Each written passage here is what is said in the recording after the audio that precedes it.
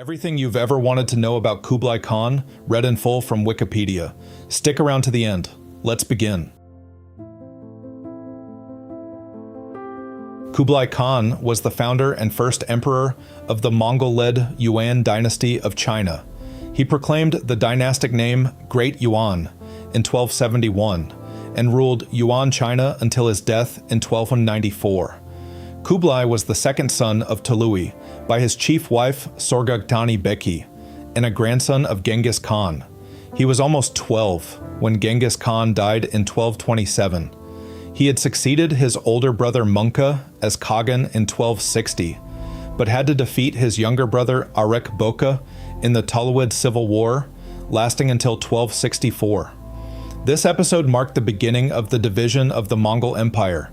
Kublai's real power was limited to the Yuan Empire, even though as Khagan, he still influenced the Ilkhanate, and to a significantly lesser degree, the Golden Horde. In 1271, Kublai established the Yuan Dynasty and formally claimed orthodox succession from prior Chinese dynasties. The Yuan Dynasty came to rule over most of present-day China, Mongolia, Korea, southern Siberia, and other adjacent areas. He also amassed influence in the Middle East and Europe as Khagan. By 1279, the Yuan conquest of the Song dynasty was completed, and Kublai became the first non-Han emperor to rule all of China proper. As emperor, he ordered invasions of Japan, Vietnam, Burma, and Java. Early years. Kublai Khan was the fourth son of Tolui, and his second son with Subjugation Böke. As his grandfather Genghis Khan advised, Subjugation chose a Buddhist Tangut woman as her son's nurse, whom Kublai later honored highly. On his way home after the Mongol conquest of Khwarezmia, Genghis Khan performed a ceremony on his grandsons Mongke and Kublai after their first hunt in 1224 near the Ili River. Kublai was 9 years old, and with his eldest brother killed a rabbit and an antelope. After his grandfather smeared fat from the killed animals onto Kublai's middle finger, per a Mongol tradition, he said, "The words of this boy, Kublai, are full of wisdom. Heed them well. Heed them all of you." The elderly Genghis Khan would die 3 years after this event in 1227, when Kublai was 12. Kublai's father, Tolui, would serve as regent for 2 years until Genghis's successor, Kublai's third uncle Ogedei, was enthroned as Khagan in 1229. After the Mongol conquest of the Jin dynasty in 1236, Ogedei gave Hebei, attached with 80,000 households, to the family of Tolui, who died in 1232. Kublai received an estate of his own, which included 10,000 households. Because he was inexperienced, Kublai allowed local officials free rein. Corruption amongst his officials and aggressive taxation caused large numbers of ethnic Han peasants to flee, which led to a decline in tax revenues. Kublai quickly came to his appanage in Hebei and ordered reforms. Subjugation Böke sent new officials to help him, and tax laws were revised. Thanks to those efforts, many of the people who fled returned. The most prominent and arguably most influential component of Kublai Khan's early life was his study and a strong attraction to contemporary Han culture. Kublai invited Hayun, the leading Buddhist monk in northern China, to his ordo in Mongolia. When he met Hayun in Karakoram in 1242, Kublai asked him about the philosophy of Buddhism. Hayun named Kublai's son, who was born in 1243, Genjin. Hayun also introduced Kublai to the formerly Taoist, and at the time, Buddhist monk Liu Bingjong. Liu was a painter, calligrapher, poet, and mathematician, and he became Kublai's advisor when Hayun returned to his temple in modern Beijing. Kublai soon added the Shanxi scholar Zhao Bi to his entourage. Kublai employed people of other nationalities as well, for he was keen to balance local and imperial interests, Mongol and Turkic. Victory in northern China. In 1251, Kublai's eldest brother Mongke became Khan of the Mongol Empire, and Khwarezmian Mahmud Yalavach and Kublai were sent to China proper. Kublai received the viceroyalty over northern China and moved his ordo to central Inner Mongolia.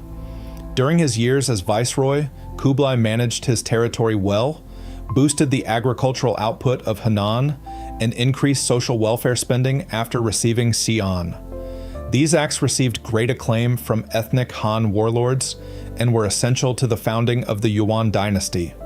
In 1252, Kublai criticized Mahmud Yalavach, who was never highly valued by his ethnic Han associates, over his cavalier execution of suspects during a judicial review, and Zhaobi attacked him for his presumptuous attitude toward the throne. Mongke dismissed Mahmud Yalavach, which met with resistance from Han Confucian-trained officials.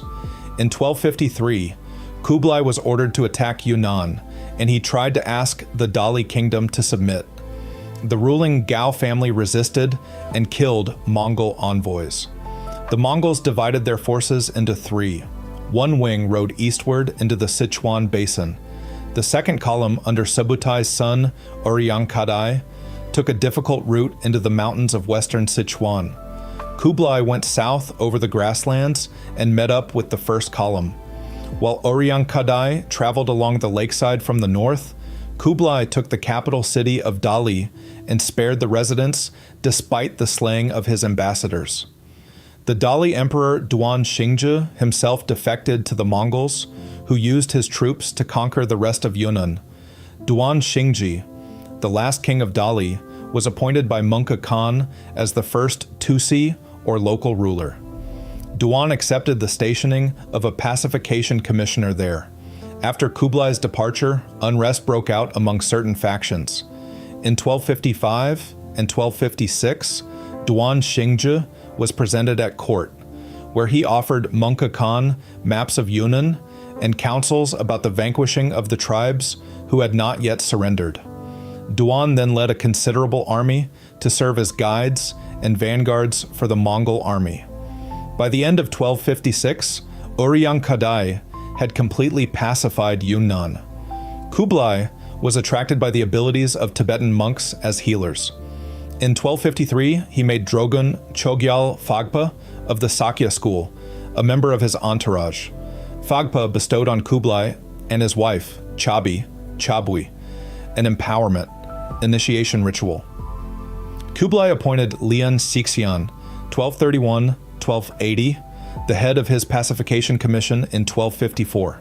Some officials, who were jealous of Kublai's success, said that he was getting above himself and dreaming of having his own empire by competing with Mongke's capital Karakoram. Mongol Khan sent 2 tax inspectors, Alamdar, Ariq Böke's close friend and governor in North China, and Liu Taiping, to audit Kublai's officials in 1257. They found fault, listed 142 breaches of regulations, accused Han officials, and executed some of them, and Kublai's new pacification commission was abolished. Kublai sent a 2-man embassy with his wives and then appealed in person to Mongke, who publicly forgave his younger brother and reconciled with him. The Taoists had obtained their wealth and status by seizing Buddhist temples.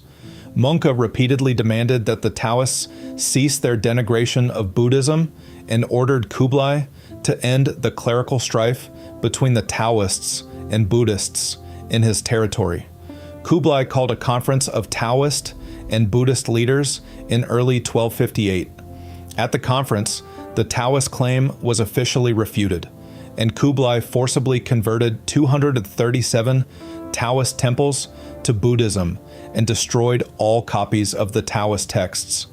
Kublai Khan in the Yuan Dynasty clearly favored Buddhism, while his counterparts in the Chagatai Khanate, the Golden Horde, and the Ilkhanate later converted to Islam at various times in history, Böke of the Golden Horde being the only Muslim during Kublai's era. His successor did not convert to Islam. In 1258, Mongke put Kublai in command of the Eastern Army and summoned him to assist with an attack on Sichuan. As he was suffering from gout, Kublai was allowed to stay home, but he moved to assist Mongke anyway. Before Kublai arrived in 1259, word reached him that Mongke had died. Kublai decided to keep the death of his brother secret and continued the attack on Wuhan, near the Yangtze. While Kublai's force besieged Wuchang, Uryankadai joined him. The Song minister Jia Sidao secretly approached Kublai to propose terms. He offered an annual tribute of 200,000 taels of silver and 200,000 bolts of silk, in exchange for Mongol agreement to the Yangtze as the frontier between the states. Kublai declined at first, but later reached a peace agreement with Jia. Enthronement and Civil War. Kublai received a message from his wife that his younger brother Ariq Böke had been raising troops, so he returned north to the Mongolian plateau. Before he arrived, he learned that Ariq Böke had held a Kurultai, Mongol Great Council, at the capital Karakorum, which had named him Great Khan with the support of most of Genghis Khan's descendants. Kublai and the fourth brother, the Ilkhan Hulagu, opposed this. Kublai's ethnic hand staff encouraged Kublai to ascend the throne, and almost all the senior princes in northern China and Manchuria supported his candidacy.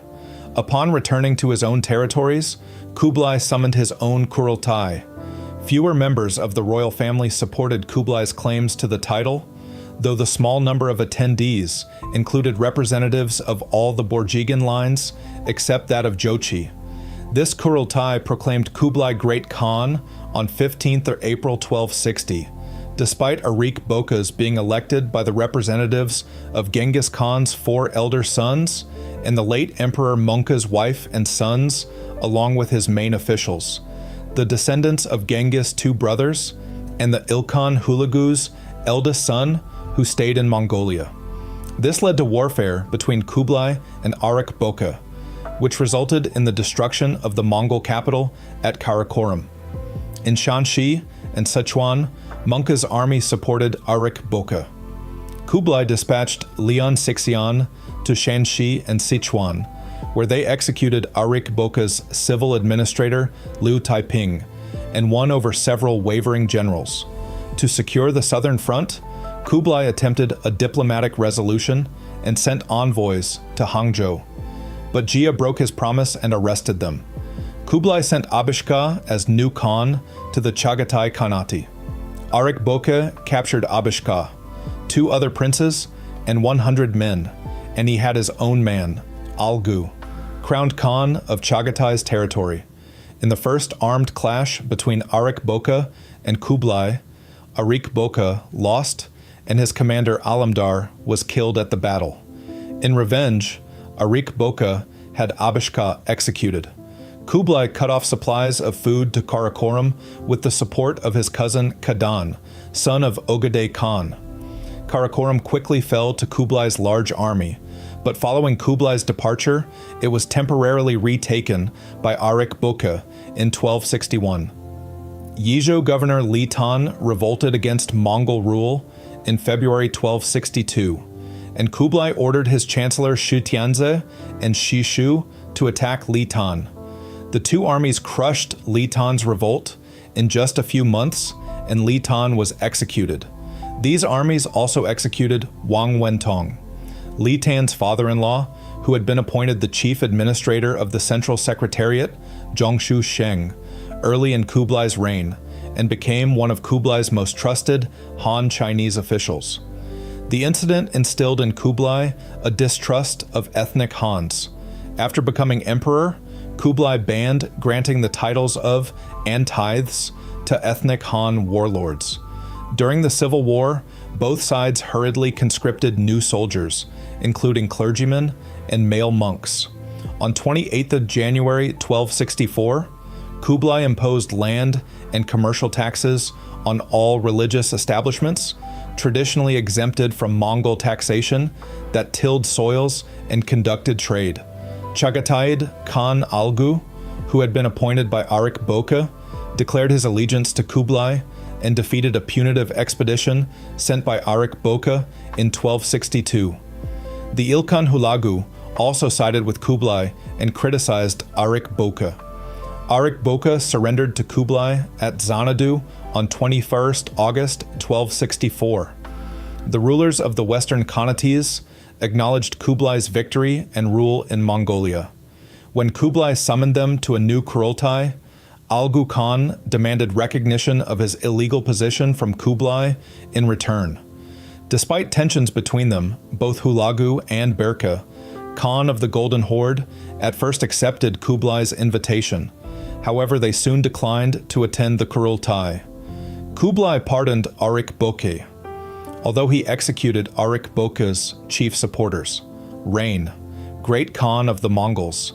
The mysterious deaths of 3 Jokid princes in Hulagu's service, the siege of Baghdad, and unequal distribution of war spoils strained the Ilkhanate's relations with the Golden Horde. In 1262, Hulagu's complete purge of the Jokid troops and support for Kublai in his conflict with Ariq Böke brought open war with the Golden Horde. Kublai reinforced Hulagu with 30,000 young Mongols to stabilize the political crises in the western regions of the Mongol Empire. When Hulagu died on 8th February 1264, Böke marched to cross near Tbilisi to conquer the Ilkhanate, but died on the way. Within a few months of these deaths, Algu Khan of the Chagatai Khanate also died. In the new official version of his family's history, Kublai refused to write Böke's name as the Khan of the Golden Horde because of Böke's support for Ariq Böke and wars with Hulagu. However, Yochi's family was fully recognized as legitimate family members. Kublai Khan named Abaka as the new Ilkhan, obedient Khan, and nominated Batu's grandson Mentemu for the throne of Sarai, the capital of the Golden Horde. The Kublaids in the east retained suzerainty over the Ilkhans until the end of their regime. Kublai also sent his protege Ghiyasuddin Barak to overthrow the court of the Oirat Organa, the empress of the Chagatai Khanate, who put her young son Mubarak Shah on the throne in 1265, without Kublai's permission after her husband's death. Prince Kaidu of the House of Ogadai declined to personally attend the court of Kublai. Kublai instigated Barak to attack Kaidu. Barak began to expand his realm northward. He seized power in 1266 and fought Kaidu and the Golden Horde. He also pushed out Great Khan's overseer from the Tarim Basin. When Kaidu and Mentemu together defeated Kublai, Barak joined an alliance with the House of Ogadai and the Golden Horde against Kublai in the east and Abaga in the west. Meanwhile, Mentemu avoided any direct military expedition against Kublai's realm. The Golden Horde promised Kublai their assistance to defeat Kaidu, whom Mentemu called the Rebel. This was apparently due to the conflict between Kaidu and Mentemu over the agreement they made at the Talas Kurultai.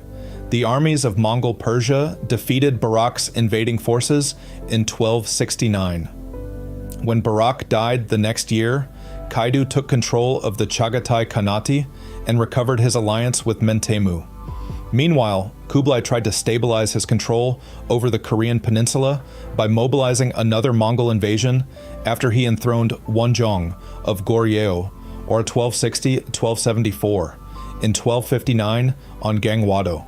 Kublai also forced 2 rulers of the Golden Horde and the Ilkhanate to call a truce with each other in 1270, despite the Golden Horde's interests in the Middle East and the Caucasus.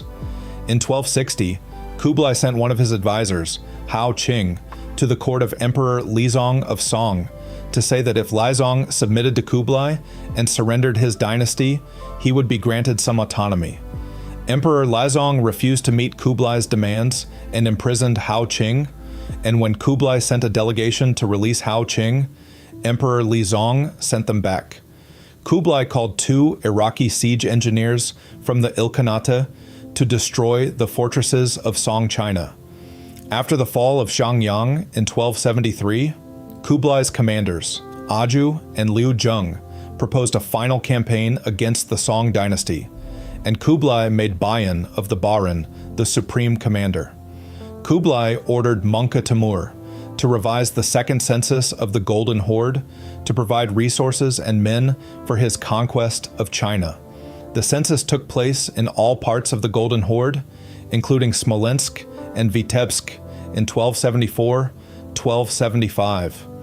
The Khans also sent Nogai Khan to the Balkans to strengthen Mongol influence there. Kublai renamed the Mongol regime in China Dai Yuan in 1271 and sought to synthesize his image as Emperor of China to win control of millions of Han Chinese people. When he moved his headquarters to Khanbalik, also called Dadu in modern-day Beijing, there was an uprising in the old capital Karakoram that he barely contained. Kublai's actions were condemned by traditionalists, and his critics still accused him of being too closely tied to Han Chinese culture. They sent a message to him: "The old customs of our empire are not those of the Han Chinese laws. What will happen to the old customs?" Kaidu attracted the other elites of Mongol Khanates, declaring himself to be a legitimate heir to the throne instead of Kublai, who had turned away from the ways of Genghis Khan. Defections from Kublai's dynasty swelled the Ogadaids' forces. The Song imperial family surrendered to the Yuan in 1276, making the Mongols the first non-Han Chinese people to conquer all of China. 3 years later, Yuan Marines crushed the last of the Song loyalists. The Song Empress Dowager and her grandson, Emperor Gong of Song, were then settled in Khanbalik, where they were given tax-free property, and Kublai's wife Chabi took a personal interest in their well-being. However, Kublai later had Emperor Gong sent away to become a monk to Zhangye.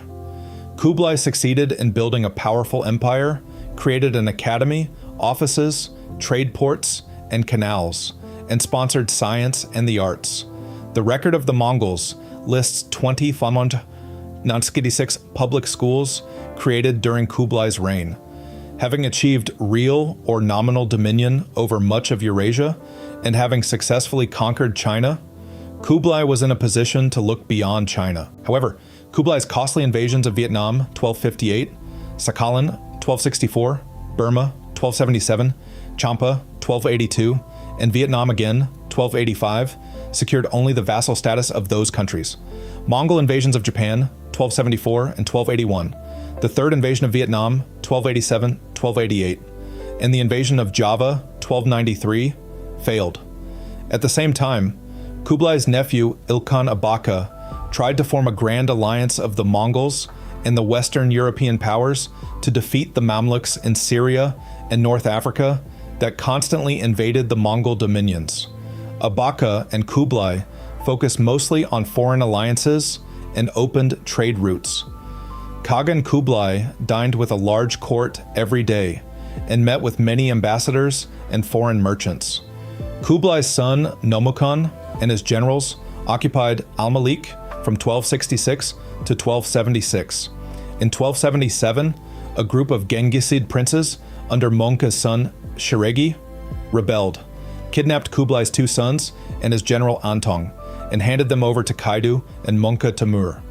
The latter was still allied with Kaidu, who fashioned an alliance with him in 1269, although Mongka Temur had promised Kublai his military support to protect Kublai from the Ogadaids. Kublai's armies suppressed the rebellion and strengthened the Yuan garrisons in Mongolia and the Ili River basin. However, Kaidu took control over Al-Malik. In 1279-1280, Kublai decreed death for those who performed slaughtering of cattle according to the legal codes of Islam, Dabiha, or Judaism, Kashrut, which offended Mongolian custom. When Tekuder seized the throne of the Ilkhanate in 1282, attempting to make peace with the Mamluks, Abaka's old Mongols under Prince Argun appealed to Kublai. After the assassination of Ahmad Fanakati and execution of his sons, Kublai confirmed Argun's coronation and awarded his commander-in-chief, Buka, the title of chancellor. Kublai's niece, Kelmish, who married a Kongirad general of the Golden Horde, was powerful enough to have Kublai's sons, Nomukan and Kokchu, returned. 3 leaders of the Jochids, Toda Monka, Kochu, and Nogai, agreed to release 2 princes. The court of the Golden Horde returned the princes as a peace overture to the Yuan Dynasty in 1282 and induced Kaidu to release Kublai's general.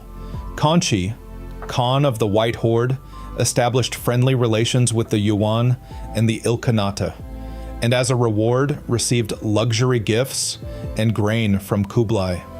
Despite political disagreement between contending branches of the family over the office of Khagan, the economic and commercial system continued. Emperor of the Yuan Dynasty. Kublai Khan considered China his main base, realizing within a decade of his enthronement as Great Khan that he needed to concentrate on governing there. From the beginning of his reign, he adopted Chinese political and cultural models and worked to minimize the influences of regional lords, who had held immense power before and during the Song dynasty.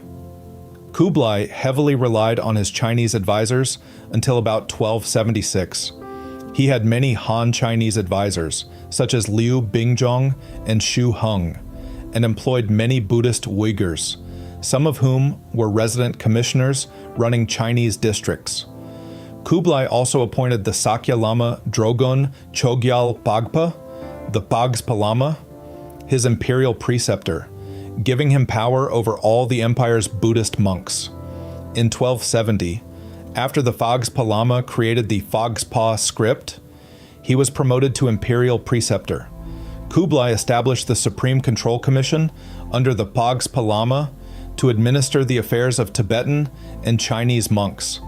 During Bagspa's absence in Tibet, the Tibetan monk Sangha rose to high office and had the office renamed the Commission for Buddhist and Tibetan Affairs. In 1286, Sangha became the dynasty's chief fiscal officer. However, their corruption later embittered Kublai, and he later relied wholly on younger Mongol aristocrats. Antong of the Jalairs and Bayan of the Baran served as grand counselors from 1265, and Oztamir of the Arulad headed the censorate. Borokula's descendant, Ochicher, headed a Keshig, Mongolian Imperial Guard, and the Palace Provision Commission.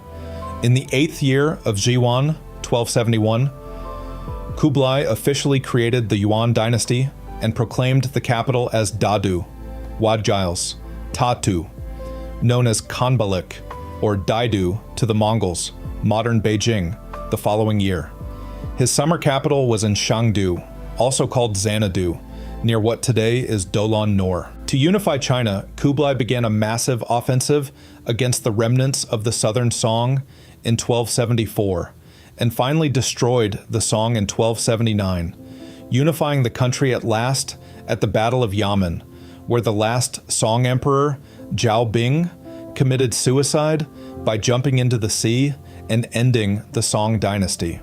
Most of the Yuan domains were administered as provinces, also translated as the branch secretariat, each with a governor and vice-governor. This included China proper, Manchuria, Mongolia, and a special Zhendong branch secretariat that extended into the Korean peninsula. The central region was separate from the rest, consisting of much of present-day North China. It was considered the most important region of the dynasty and was directly governed by the Zhongshu Sheng at Dadu. Tibet was governed by another top-level administrative department called the Bureau of Buddhist and Tibetan Affairs. Kublai promoted economic growth by rebuilding the Grand Canal, repairing public buildings, and extending highways. However, his domestic policy included some aspects of the old Mongol living traditions, and as his reign continued, these traditions would clash increasingly frequently with traditional Chinese economic and social culture. Kublai decreed that partner merchants of the Mongols should be subject to taxes in 1262 and set up the Office of Market Taxes to supervise them in 1268. After the Mongol conquest of the Song, the Muslim, Uyghur, and Chinese merchants expanded their operations to the South China Sea and the Indian Ocean. In 1286, maritime trade was put under the Office of Market Taxes. The main source of revenue for the government was the monopoly of salt production. The Mongol administration had issued paper currencies from 1227 on. In August 1260, Kublai created the first unified paper currency called jiaochao. Bills were circulated throughout the Yuan domain with no expiration date. To guard against devaluation, the currency was convertible with silver and gold, and the government accepted tax payments in paper currency. In 1273, Kublai issued a new series of state-sponsored bills to finance his conquest of the Song, although eventually a lack of fiscal discipline and inflation turned this move into an economic disaster. It was required to pay only in the form of paper money. To ensure its use, Kublai's government confiscated gold and silver from private citizens and foreign merchants, but traders received government-issued notes in exchange. Kublai Khan is considered to be the first fiat moneymaker. The paper bills made collecting taxes and administering the empire much easier and reduced the cost of transporting coins. In 1287, Kublai's minister Sangha created a new currency, Yuan Chao, to deal with a budget shortfall. It was non-convertible and denominated in copper cash.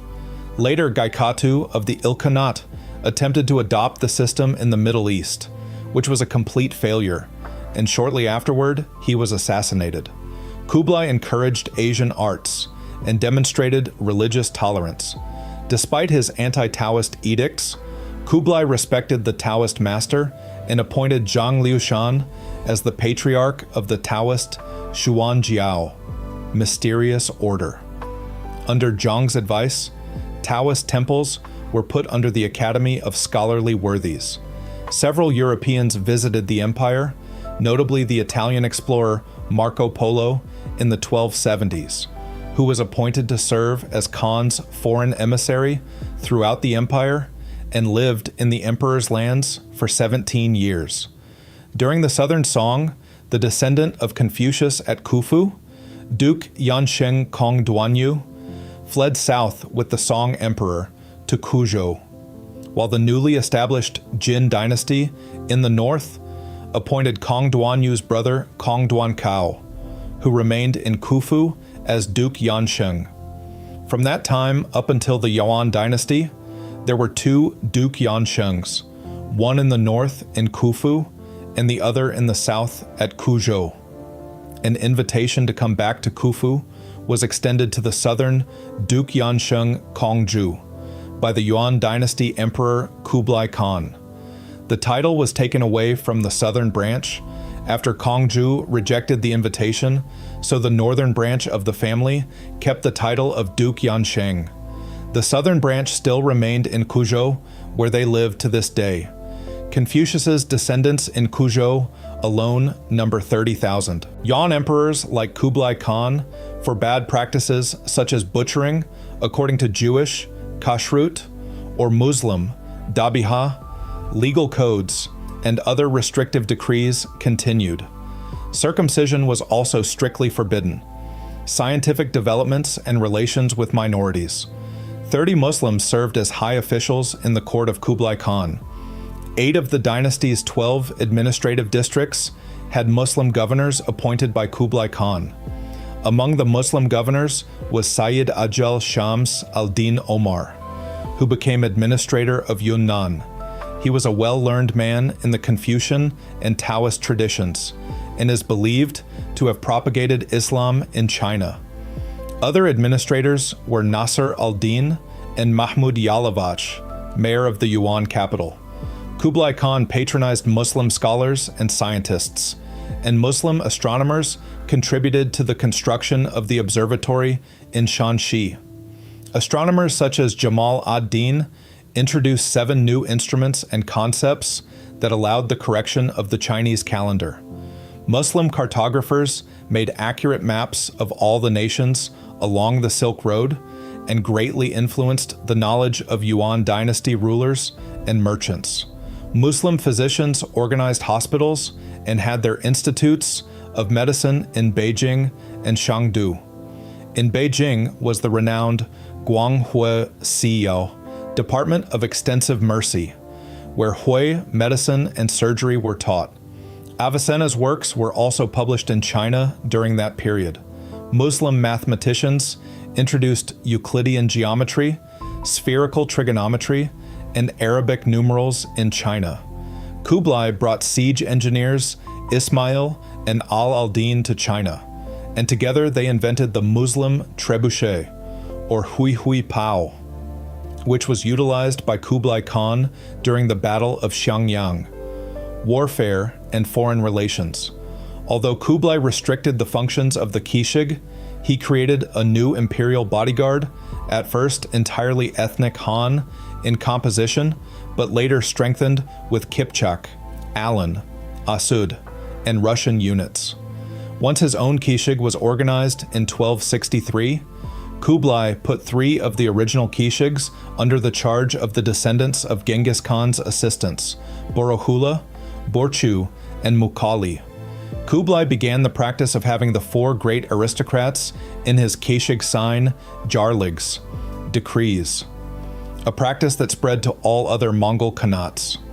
Mongol and Han units were organized using the same decimal organization that Genghis Khan used. The Mongols eagerly adopted new artillery and technologies. Kublai and his generals adopted an elaborate, moderate style of military campaigns in southern China. Effective assimilation of the naval techniques of the Han people allowed the Yuan army to quickly conquer the Song, Tibet, and Xinjiang. In 1285, the Drikung Kagyu sect revolted, attacking Sakya monasteries. The Chagatai Khan, Duwa, helped the rebels, laying siege to Gaochang and defeating Kublai's garrisons in the Tarim Basin. Kaidu destroyed an army at Beshbalik and occupied the city the following year. Many Uyghurs abandoned Kashgar for safer bases back in the eastern part of the Yuan Dynasty. After Kublai's grandson Böke Timur crushed the resistance of the Drikung Kagyu, killing 10,000 Tibetans in 1291, Tibet was fully pacified. Subjugation of Goryeo. Kublai Khan invaded Goryeo on the Korean peninsula and made it a tributary son-in-law state in 1260. After another Mongol intervention in 1273, Goryeo came under even tighter control of the Yuan. Goryeo became a Mongol military base, and several Miriarchy commands were established there. Members of the Goryeo royal family were taken to Khanbalik and typically married to spouses from the Yuan imperial clan, the House of Borjigin. As a result, princes who became monarchs of Goryeo during this period were effectively imperial sons, in-law, Kuragin. The court of the Goryeo supplied Korean troops and an ocean-going naval force for the Mongol campaigns. Further naval expansion. Despite the opposition of some of his Confucian-trained advisors, Kublai decided to invade Japan, Burma, Vietnam, and Java, following the suggestions of some of his Mongol officials. He also attempted to subjugate peripheral lands such as Sakhalin, where its indigenous people eventually submitted to the Mongols by 1308, after Kublai's death. These costly invasions and conquests and the introduction of paper currency caused inflation. From 1273 to 1276, the war against the Southern Song dynasty and Japan made the issue of paper currency expand from 110,000 ding to 420,000 ding. Invasions of Japan. Within Kublai's court, his most trusted governors and advisors, appointed by meritocracy, with the essence of multiculturalism, were Mongol, Semu, Korean, Hui, and Han peoples. Because the Wokou extended support to the crumbling Southern Song dynasty, Kublai Khan initiated invasions of Japan. Kublai Khan twice attempted to invade Japan. It is believed that both attempts were partly thwarted by bad weather or a flaw in the design of ships that were based on river boats without keels, and his fleets were destroyed. The first attempt took place in 1274, with a fleet of 900 ships. The second invasion occurred in 1281, when Mongols sent 2 separate forces. 900 ships, containing 40,000 Korean, Han, and Mongol troops, were sent from Masan, while a force of 100,000 sailed from southern China in 3,500 ships, each close to 240 feet, 73 meters long. The fleet was hastily assembled and ill-equipped to cope with maritime conditions. In November, they sailed into the treacherous waters that separated Korea and Japan by 180 kilometers, 110 miles. The Mongols easily took over Tsushima Island about halfway across the strait, and then Iki Island closer to Kyushu. The Korean fleet reached Hakata Bay on 23 June 1281 and landed its troops and animals, but the ships from China were nowhere to be seen. Mongol landing forces were subsequently defeated at the Battle of Akasaka and the Battle of Torikai-gata. Takazaki Suenaga's samurai attacked the Mongol army and fought them, as reinforcements led by Shiraishi Michiyasu arrived and defeated the Mongols, who suffered around 3,500 dead. The samurai warriors, following their custom, rode out against the Mongol forces for individual combat, but the Mongols held their formation. The Mongols fought as a united force, not as individuals, and bombarded the samurai with exploding missiles and showered them with arrows. Eventually, the remaining Japanese withdrew from the coastal zone inland to a fortress. The Mongol forces did not chase the fleeing Japanese into an area about which they lacked reliable intelligence. In several individual skirmishes, known collectively as the Koan Campaign or the Second Battle of Hakata Bay, the Mongol forces were driven back to their ships by the samurai. The Japanese army was heavily outnumbered, but had fortified the coastal line with 2-meter-high walls, and was easily able to repulse the Mongolian forces that were launched against it. Maritime archaeologist Kenzo Hayashida led the investigation that discovered the wreckage of the second invasion fleet off the western coast of Takashima District, Shiga. His team's findings strongly indicate that Kublai rushed to invade Japan and attempted to construct his enormous fleet in 1 year, a task that should have taken up to 5 years. This forced the Chinese to use any available ships, including riverboats. Most importantly, the Chinese, under Kublai's control, built many ships quickly to contribute to the fleets in both of the invasions. Hayashida theorizes that, had Kublai used standard, well-constructed ocean-going ships with curved keels to prevent capsizing, his navy might have survived the journey to and from Japan and might have conquered it as intended. In October 2011, a wreck, possibly one of Kublai's invasion craft, was found off the coast of Nagasaki.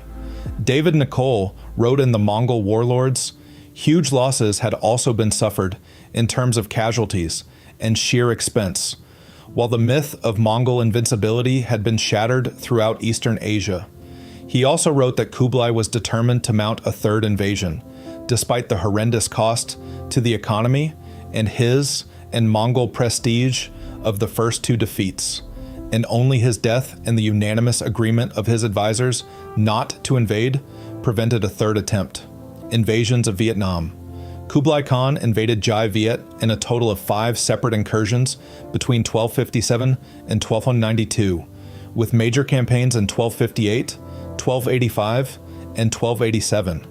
These 3 campaigns are treated by several scholars as a success due to the establishment of tributary relations with Jai Viet, despite the Mongols suffering major military defeats. In contrast, Vietnamese historiography regards the war as a major victory against the foreign invaders whom they called the Mongol Yokes. The first invasion began in 1258 under the United Mongol Empire as it looked for alternative paths to invade the Song dynasty. The Mongol general Uryankadai was successful in capturing the abandoned Vietnamese capital Thang Long, modern-day Hanoi, before turning north in 1259 to invade the Song dynasty in modern-day Guangxi as part of a coordinated Mongol attack, with armies attacking in Sichuan under Mongol Khan and other Mongol armies attacking in modern-day Shandong and Henan. The first invasion also established tributary relations between the Vietnamese dynasty, formerly a Song dynasty tributary state, and the Yuan dynasty.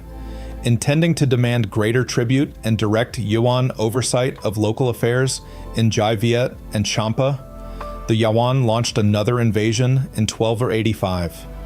The second invasion of Jai Viet failed to accomplish its goals, and the Yuan launched a third invasion in 1287 with the intent of replacing the uncooperative Jai Viet ruler Tran Nan Tong with the defected Tran Prince Tran Ich Tak. By the end of the second and third invasions, which involved both initial successes and eventual major defeats for the Mongols, both Jai Viet and Champa decided to accept the nominal supremacy of the Yuan dynasty and became tributary states to avoid further bloodshed and conflict. Southeast Asia and South Seas. 3 expeditions against Burma in 1277, 1283, and 1287 brought the Mongol forces to the Irrawaddy Delta, whereupon they captured Bagan, the capital of the pagan kingdom, and established their government. Kublai had to be content with establishing a formal suzerainty, but Pagan finally became a tributary state, sending tributes to the Yuan court until the Yuan dynasty fell to the Ming dynasty in 1368. Mongol interests in these areas were commercial and tributary relationships. Kublai Khan maintained close relations with Siam, in particular with Prince Mangrai of Chiang Mai and King Ramkhamhaeng of Sukhothai. In fact, Kublai encouraged them to attack the Khmers, following the southern retreat of the Siamese from Nanchao. This happened after King Jayavarman VIII of the Khmer Empire refused to pay tribute to the Mongols. Jayavarman VIII was so insistent on not having to pay tribute to Kublai that he had Mongol envoys imprisoned. These attacks from the Siamese eventually weakened the Khmer Empire. The Mongols then decided to venture south into Cambodia in 1283 by land from Champa. They were able to conquer Cambodia by 1284. Cambodia effectively became a vassal state by 1285 when Jayavarman VIII was finally forced to pay tribute to Kublai. During the last years of his reign, Kublai launched a naval punitive expedition of 20 to 30,000 men against Singasari on Java, 1293.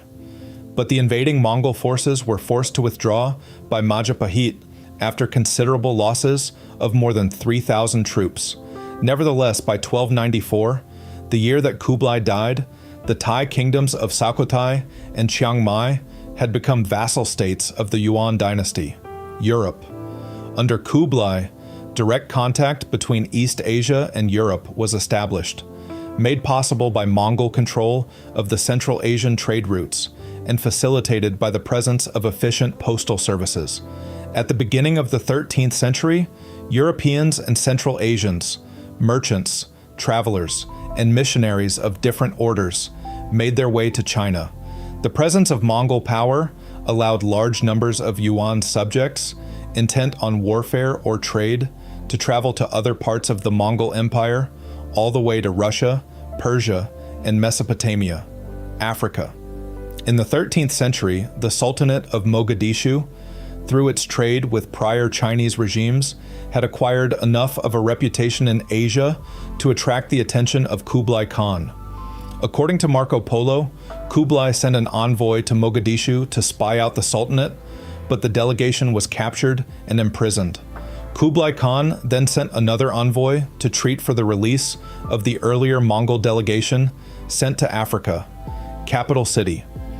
After Kublai Khan was proclaimed Khagan at his residence in Chengdu on 5th May 1260, he began to organize the country.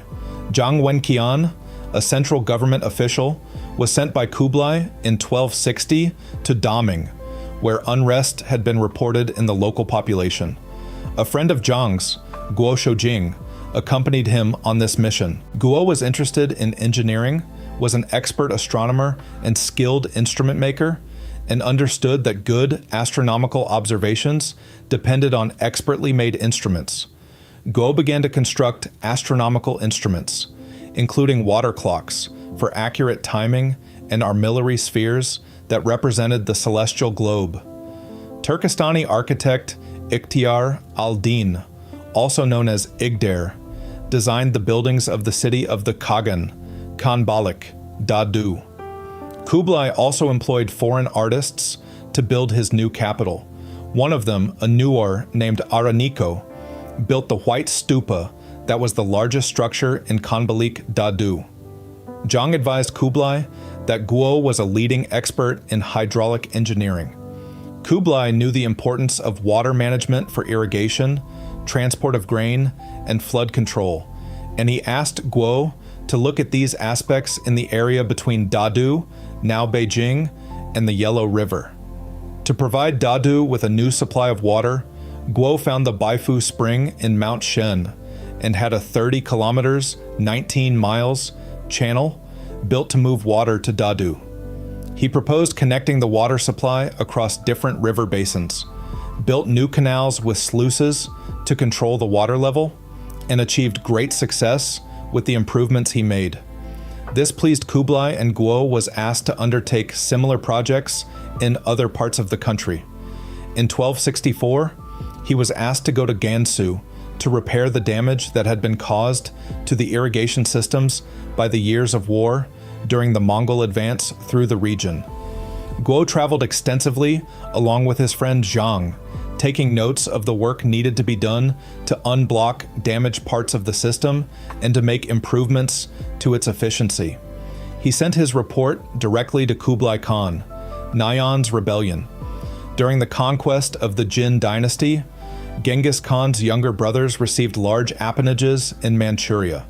Their descendants strongly supported Kublai's coronation in 1260, but the younger generation desired more independence. Kublai enforced Ogadai Khan's regulations that the Mongol noblemen could appoint overseers and the Great Khan's special officials in their appanages, but otherwise respected appanage rights. Kublai's son, Mangala, established direct control over Chang'an and Shanxi in 1272. In 1274, Kublai appointed Lian Sixian to investigate abuses of power by Mongol appanage holders in Manchuria. The region called Liatung was immediately brought under the Khagan's control in 1284, eliminating autonomy of the Mongol nobles there. Threatened by the advance of Kublai's bureaucratization, Nayan, a fourth-generation descendant of one of Genghis Khan's brothers, either Temuga or Belgute, instigated a revolt in 1287. More than one prince named Nayan existed, and their identity is confused. Nayan tried to join forces with Kublai's competitor Kaidu in Central Asia. Manchuria's native Jurchens and Water Tatars, who had suffered a famine, supported Nayan. Virtually all the fraternal lines under Hadan, a descendant of Hachion, and Shitur, a grandson of Kasar, joined Nayan's rebellion. And because Nayan was a popular prince, Ebugen, a grandson of Genghis Khan's son Hulgen, and the family of Kudin, a younger brother of Guyuk Khan, contributed troops for this rebellion. The rebellion was crippled by early detection and timid leadership. Kublai sent Bayan to keep Nayan and Kaidu apart by occupying Karakoram, while Kublai led another army against the rebels in Manchuria. Kublai's commander, Oz Timur's Mongol force, attacked Nayan's 60,000 inexperienced soldiers on 14th of June, while ethnic Han and Alan guards under Li Ting protected Kublai. The army of Chungnyeol of Goryeo assisted Kublai in battle.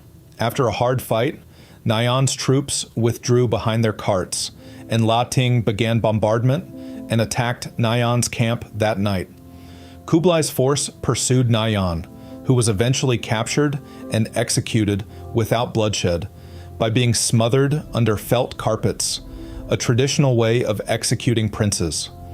Meanwhile, the rebel Prince Shiktur invaded Liaoning but was defeated within a month. Kaidu withdrew westward to avoid a battle. However, Kaidu defeated a major Yuan army in the Khangai Mountains and briefly occupied Karakoram in 1289. Kaidu had ridden away before Kublai could mobilize a larger army. Widespread but uncoordinated uprisings of Nayan's supporters continued until 1289. These were ruthlessly repressed. The rebel prince's troops were taken from them and redistributed among the imperial family. Kublai harshly punished the Darugachi, appointed by the rebels in Mongolia and Manchuria. This rebellion forced Kublai to approve the creation of the Liaoyang branch secretariat on 4th December 1287, while rewarding loyal fraternal princes. Later years, Kublai Khan dispatched his grandson Gamala to Burkhan Khaldun in 1291 to ensure his claim to Ich Korig, where Genghis was buried, a sacred place strongly protected by the Kublaids. Bayan was in control of Karakoram and was re-establishing control over surrounding areas in 1293. So Kublai's rival Kaidu did not attempt any large-scale military action for the next 3 years. From 1293 on, Kublai's army cleared Kaidu's forces from the central Siberian plateau. After his wife Chabi died in 1281, Kublai began to withdraw from direct contact with his advisors, and he issued instructions through one of his other queens, Nambui. Only 2 of Kublai's daughters are known by name. He may have had others. Unlike the formidable women of his grandfather's day, Kublai's wives and daughters were an almost invisible presence. Kublai's original choice of successor was his son Genjin, who became the head of the Zhongshu Sheng and actively administered the dynasty according to Confucian fashion.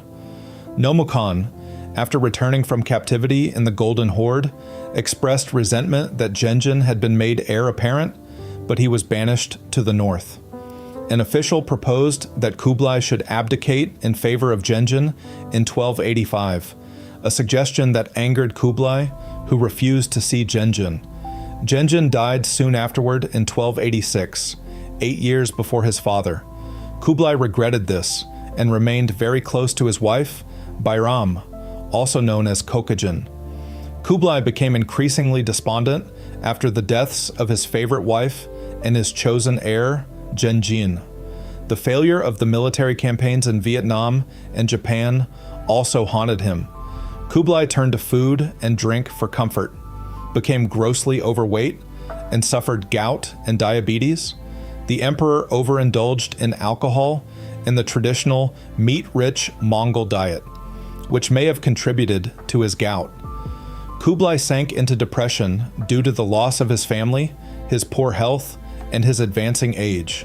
Kublai tried every medical treatment available, from Korean shamans to Vietnamese doctors, and remedies and medicines, but to no avail. At the end of 1293, the emperor refused to participate in the traditional New Year's ceremony.